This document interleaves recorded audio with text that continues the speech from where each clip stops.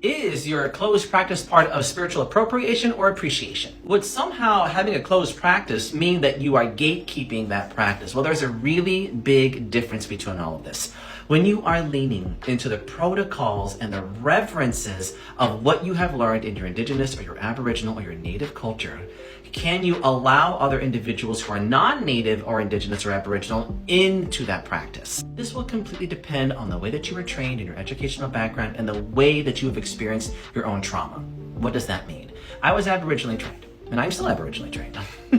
But for many, many years, I had the perspective there should not be any non-Polynesians learning any Polynesian Huna work.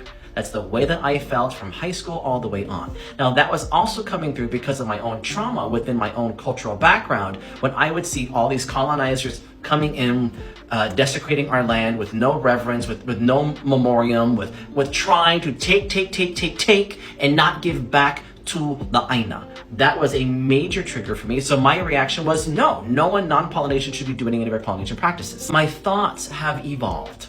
And they have changed from there because there are so many phenomenally talented and gifted individuals who are leaning into their spirituality, who do come in with reverence, who do come in with the perspective of, I want to be of assistance, which is different than saying, I want to come in and learn from you and not give back.